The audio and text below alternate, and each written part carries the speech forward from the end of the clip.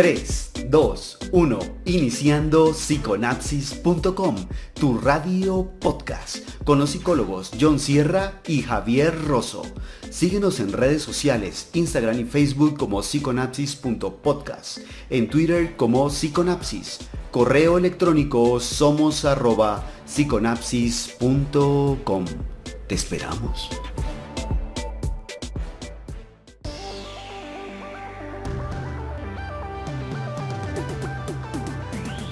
Hola, ¿qué tal? Un placer enorme hacer nuevamente Sinapsis contigo. Nos hace muy felices que nos escuches y que hagamos equipo aquí en Psiconapsis. Y como siempre, por acá y desde este lado, en la cédula presináptica, estamos listos para iniciar. Javier, ¿cómo estás? ¿Cómo te ha ido? Muy bien, John, alegre de estar aquí de nuevo con ustedes, hablando de un tema muy interesante para el día de hoy y que en algún momento nos ha afectado a todos o nos afectará igual. Y nos puede afectar de manera directa o por interacción con terceros. Este tema nos lo propone un oyente fiel a quien le enviamos un saludo, Mario Llanes. Un saludo, un abrazo, Un saludo, Mario. Bien, entonces vamos a comenzar con este tema. ¿Cómo podemos definir, Javier, qué es el duelo? Bueno, podríamos definir que son los procesos psicológicos que se dan en el momento en que nosotros tenemos una pérdida. Una pérdida que puede ser desde el punto de vista porque se ha muerto un ser querido. También se ha identificado el duelo cuando hay una pérdida, por ejemplo, del empleo o de la pareja, pero siempre está relacionado con una pérdida. Así es, pero además queremos hacer aquí en Psiconapsis alusión a otros procesos de duelo y que tienen que ver con el personal de salud. Estamos hablando de los cuidados paliativos.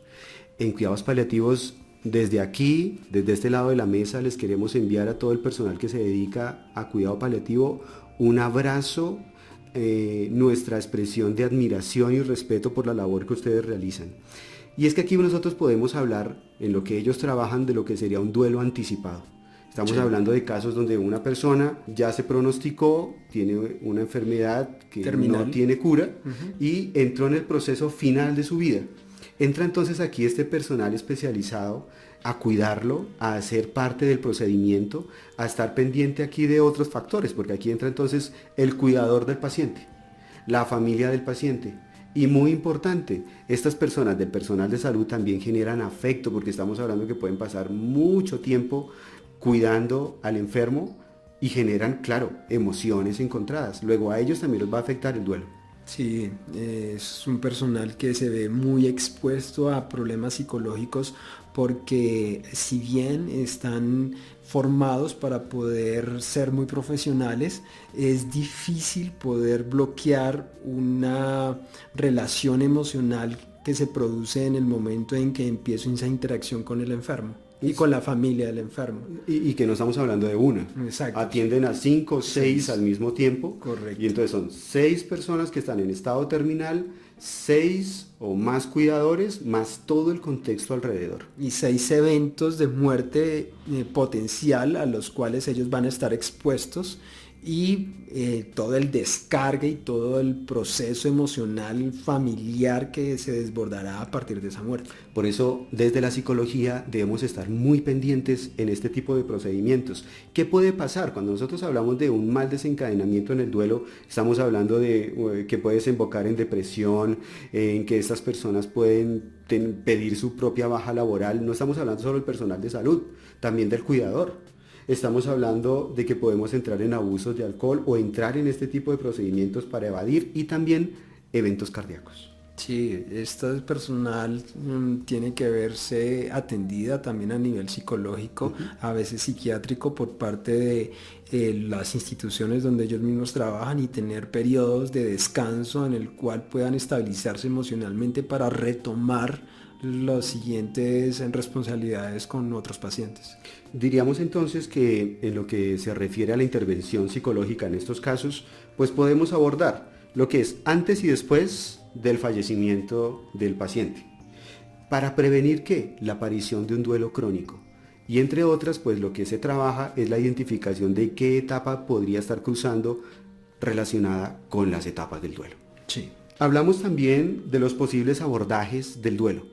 Por ejemplo, tenemos el duelo anticipado que es el que nosotros les acabamos de mencionar. Tenemos el duelo inhibido o retardado. En este caso lo que hacemos referencia es, digamos que hay una persona a la que se le falleció un ser querido y era muy dependiente de él. Así que nosotros esperamos de alguna manera llanto y que viva todas las etapas de elaboración del duelo, pero nosotros vemos que está muy pasiva. Puede ser que a futuro, ¿sí?, tenga problemas porque lo que está haciendo es aplazando el duelo. A eso nos referimos con un duelo inhibido retardado. Sí, por lo general se produce cuando nosotros, cuando en algún podcast habíamos hablado de las emociones y del proceso que deben hacer las emociones en su ciclo normal, es decir, hablábamos de pronto en ese momento cuando alguien tiene una tristeza, no se pone triste inmediatamente, sino que ese proceso de tristeza va haciendo una curva ascendente. ¿Y por qué? Porque va entendiendo qué es lo que le hace poner triste, se pone triste, llora, digamos, está muy triste ya en la asíntota de la curva, y después se va calmando, relajándose hasta que acepta la tristeza y la tristeza pasa. Entonces ves que es una curva con una montaña que sube y vuelve y baja y se estabiliza. Pero ¿qué pasa con estas personas en el duelo inhibido? Lo que sucede es que esa montaña iba subiendo la emoción, la tristeza, la pérdida, y llega un momento en donde se frena. Entonces se queda ahí, se inhibe la emoción, no se deja que se gestione, que pase la emoción completa, que se procese, y por tanto se guarda ahí y puede durar años, puede llevar a depresiones mayores sin que se resuelva ese luto de una manera adecuada. Hay unos sentimientos, sensaciones físicas, conductas y pensamientos que nosotros esperamos en un duelo. Luego otro abordaje es el duelo crónico. Es cuando estas conductas que nosotros esperamos están exacerbadas. Prestamos fiel atención porque puede desencadenar en otro abordaje que es el duelo complicado. Cuando nosotros hablamos de un duelo complicado es porque estamos haciendo referencia a la posibilidad de llegar a una depresión, y en un podcast anterior, o ansiedad, etcétera, y en un podcast anterior nosotros ya hemos hablado de ello y de las consecuencias que puede tener. Sí, estos duelos complicados suelen extenderse por más tiempo del adecuado y con conductas y emociones exacerbadas que son difíciles luego de llevar a niveles adecuados. ¿Por qué hablamos nosotros de diferentes abordajes? ¿Qué tenemos que tener en cuenta? Bueno, una cosa es un duelo que lo está viviendo un niño cuando falleció sus padres, o si resulta que es un adolescente, o si es un padre al que falleció su hijo. Todos estos factores cambian. Si de pronto es un anciano que está viendo fallecer a su nieto, ¿sí? Si de pronto la persona que está viviendo el duelo es una persona que previamente estaba diagnosticada con un problema en salud mental. Todos estos son abordajes diferentes que tenemos que hacer énfasis. Entonces también podríamos hablar desde otro abordaje del duelo enmascarado. Ese duelo en el cual, aunque no se evidencian las etapas de un duelo normal, sí se ven algunas somatizaciones por parte de la persona que, aunque no se relacionen inmediatamente con el duelo, si hace uno un estudio juicioso, profundo de lo que está experimentando el paciente, se da cuenta que es que esas somatizaciones están relacionadas con un duelo que no se ha resuelto adecuadamente. Entonces ese duelo enmascarado se guarda ahí y se enmascara con enfermedades, dolores, sintomatología orgánica, fisiológica, que dice el paciente que experimenta, y en últimas lo que está diciendo es: no he terminado de hacer mi duelo. Muy bien, y como les habíamos comentado, desde la psicología nosotros esperamos unas reacciones ante la experimentación de un duelo y las vamos a tratar rápidamente. Las vamos a dividir en sentimientos, sensaciones físicas, conductas y pensamientos. Vamos a empezar con sentimientos. ¿Qué esperamos nosotros? Tristeza, enfado, a veces es una ira bien dilucidada, culpa, autorreproches, bloqueo, ansiedad, soledad. Las personas pueden manifestar fatiga, impotencia, insensibilidad y confusión. Cuando hablamos de sensaciones físicas, ¿qué pueden manifestar? Que les duele el pecho o la garganta, que además todo el ruido les está molestando, eso se llama hipersensibilidad al ruido, que puede tener falta de aire, que le duelen los brazos, que tiene debilidad muscular, que le falta la energía, podemos esperar resequedad en la boca, que manifiesten que les duele aquí, como abajo, como el estómago, como un vacío por mucho estrés, sensación de despersonalización, que lo tocaremos en otro momento. ¿Qué conductas podemos esperar? Soñar con la persona que acaba de fallecer, conductas dirigidas a evitar recordarla, pues que exista llanto, suspiros, que la persona pueda encaminarse a los objetivos que tenía la persona que falleció, que pueda buscar a esa persona o que inclusive usted la está llamando. Estas emociones, estos pensamientos y estas conductas no es que se puedan dar todas simultáneamente, se pueden dar por etapas, que es lo más normal que suceda, es decir, que desde la pérdida hasta la aceptación, que es lo que lleva el luto, se perdió algo hasta que acepto que se perdió. Entonces en ese tiempo, en toda esa gama temporal, se pueden dar estos pensamientos, estas emociones y estas conductas dependiendo de en qué momento del luto me encuentro. Así es, y tenemos entonces también a los pensamientos. ¿Qué pensamientos esperamos? Incredulidad, confusión, pensamientos relacionados con estoy muy preocupado, puede llegarse inclusive a alucinaciones, pues en ese caso podemos esperar también un sentido de presencia, de que siento que alguien está ahí, de que me siguen, etc. Pero todo esto dentro de un marco de la normalidad lo esperamos. Como acaba de decir Javier, entre otras, el duelo no es en sí una sola sensación. Es un conjunto de todo lo que les acabamos de comentar. Es un proceso. Es un proceso. Hablemos entonces, ¿qué te parece de las fases propuestas de duelo? Sí. Para tener en cuenta, estas fases no necesariamente se van a dar en el mismo orden, no todos las tienen que vivir. Y no van a durar lo mismo. No van a durar lo mismo, no van a tener la misma intensidad y demás, entre otras porque existen muchas teorías al respecto. Sí, porque también debemos tener en cuenta que hay personas que experimentan el duelo dependiendo de sus, digamos, factores de personalidad, de sus rasgos de personalidad. Hay veces que muere una persona muy querida, la familia está llorando y hay una persona muy allegada a esa persona que se murió que no llora, sino que está hablando tranquilamente y dicen, ay, pero miren, no le dolió lo que la muerte porque no está llorando, porque no está triste totalmente, no está tumbada del dolor. Pues sí, pero está procesando su dolor de acuerdo también a sus aprendizajes y a sus factores de personalidad. Así es, y ustedes pueden recordar que nosotros tocamos un tema relacionado en un podcast donde hablamos de los tipos de padres, tipos de crianzas, y claro, dependiendo de si usted aprendió a ser dependiente o aprendió a tener un análisis crítico, ¿sí? O aprendió a ser empático, pues aquí se reflejan ese tipo de conductas. Cuando nosotros hablamos de las fases del duelo, les decíamos que hay varias teorías. No sé, arriésgate, ¿cuál te gustó a ti más de las clasificaciones? Bueno, a mí me llamó la atención la de Silverman y la de Parks y Clayton, que son diferentes, pero me parece que todos hablan más o menos de lo mismo. Lo primero que se encuentra es el impacto, ¿cierto? O sea, el momento en que tengo la pérdida. Y desde otro lado se llamaría el momento de la impasibilidad, es decir, cuando mi paz se rompe, mi equilibrio se rompe. Entonces me parece que podemos empezar por eso, ¿cierto? ¿Cuánto puede durar? Eso depende de las personas, como dijimos, pero más o menos entre un día a un mes, porque es el impacto inicial de mi pérdida. Entonces ahí es cuando llega la negación o la incredulidad, ¿cómo así? Yo no esperaba que esto sucediera, esto no puede ser, o el rechazo, o el autorreproche hacia mí mismo porque no hice algo, o porque hice algo, me puedo empezar a echar la culpa porque no hice o porque hice. Empezar a negarme que esto no puede ser, esto no puede estar sucediéndome a mí, eso es en esa fase. Yo me arriesgaría entonces, vamos a hacer una correlación con una categoría dirigida como al conductismo. Okay. Tenemos 3 pasos. Tenemos la evitación, la confrontación y el restablecimiento. ¿Qué tenemos en la evitación? Bueno, es esa primera parte de la negación que nos estabas comentando. Del reproche. ¿Qué tenemos en la confrontación? esa etapa donde nosotros decimos, no, pero yo pude haberle hecho, me eché la culpa o le estoy echando la culpa a los demás, si yo hubiera hecho tal cosa tal vez no hubiera pasado, ¿cierto? Bien, y por últimas pues tendríamos el restablecimiento, es decir, cuando tenemos ya nos adaptamos y hacemos una aceptación de que la persona no va a estar, de que no vamos a volver a tener el apoyo de esta persona, de que las tareas que esta persona tenía y los compromisos pues tenemos que asumirlos entre otros.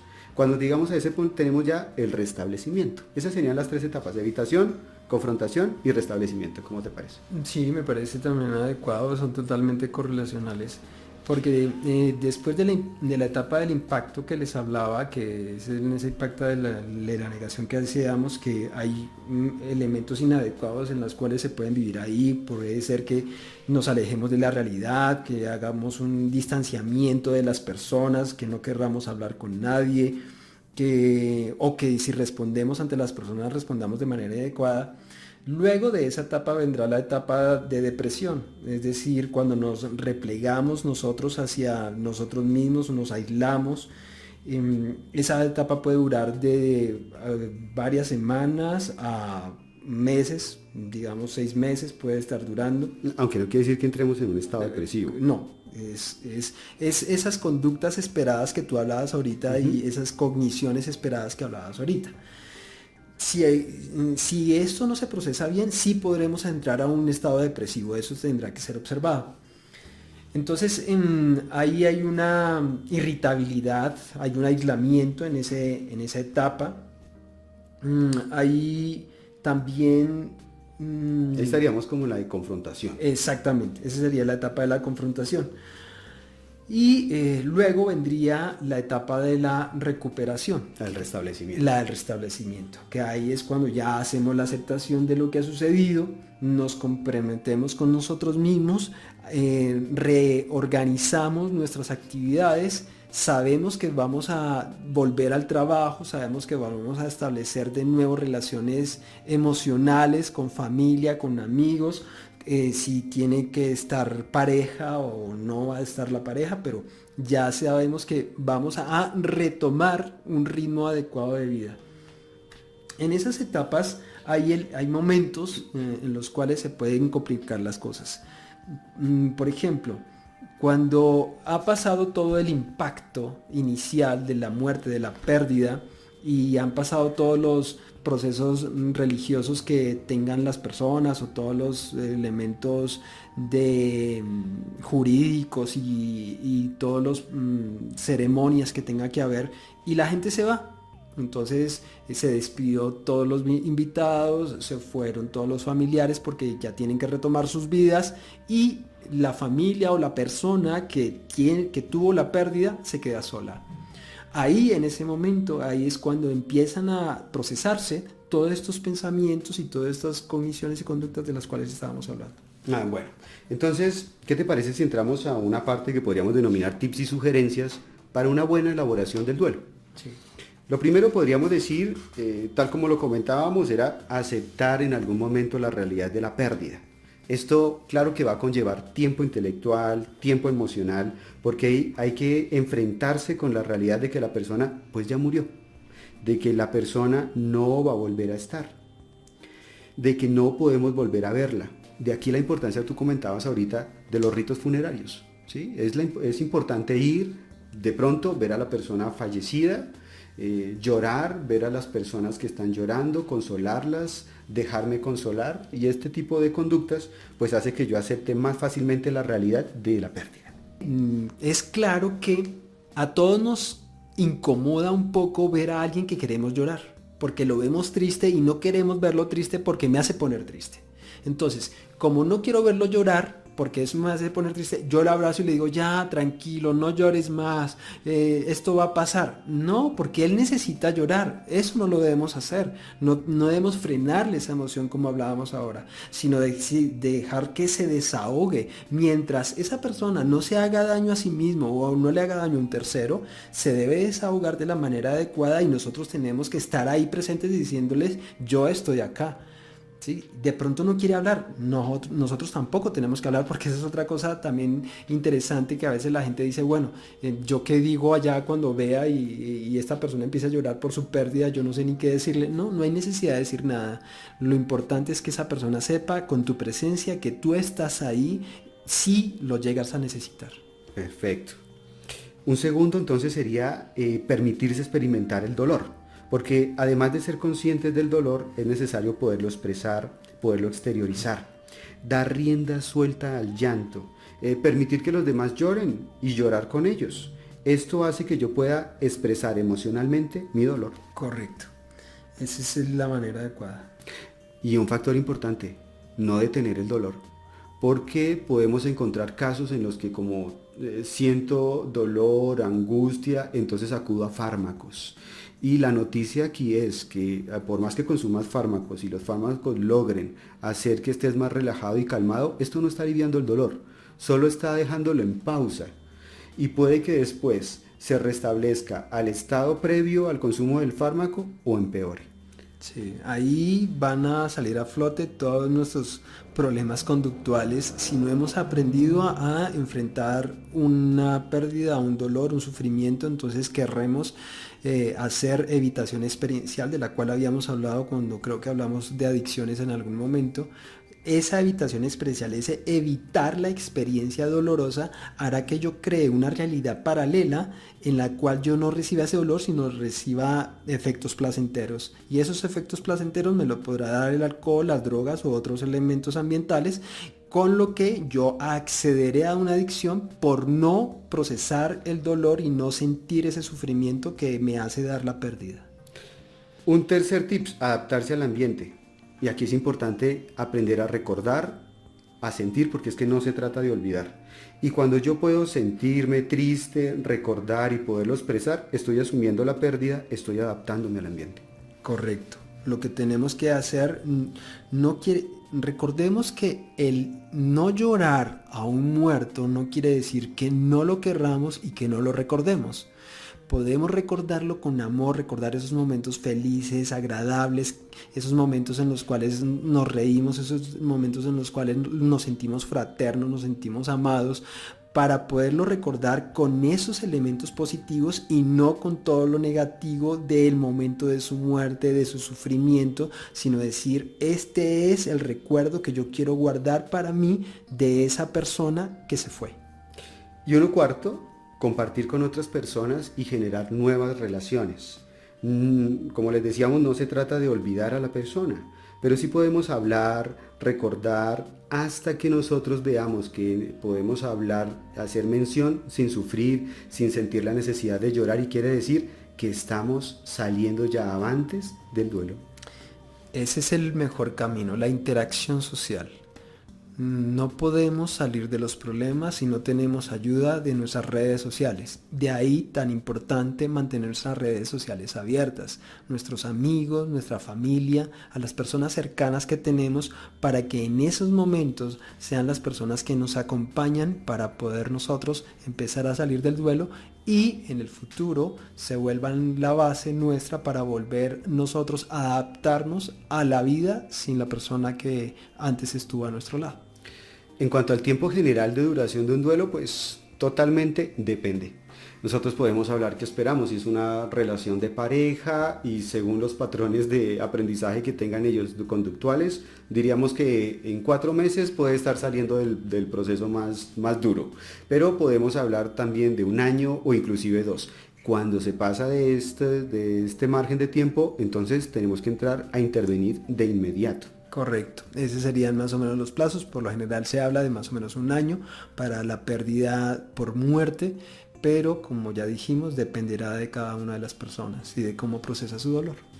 Y con eso, bueno, vamos terminando entonces este podcast. No Claro, sé si sí. tienes algo más que decir. No, Era un tema un poquito... estuvo un tema bastante interesante. Sé que Un poquito de pronto, triste. claro, por lo que se habla de duelo, pero de pronto en el futuro podemos hablar de cómo salir del duelo de pareja. Porque una cosa es pasar el duelo y otra cosa es desenamorarse de esa pareja que me dejó enamorado. Así es, y también podemos hablar de cómo para otras culturas el duelo no significa dolor. No, sino significa festejar algo bonito, algo feliz. Eso, y con eso entonces nos despedimos, les enviamos un gran abrazo y que sean muy, muy, muy Felices. Nos vemos pronto. bye bye.